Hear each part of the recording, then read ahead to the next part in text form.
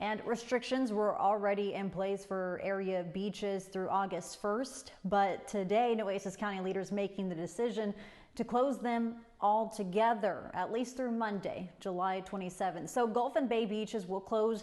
The reason: impacts from the storm are expected to include higher than normal tides along our local beaches, something that can lead to an increased rip current risk. The closure will take effect beginning tomorrow at noon through Monday.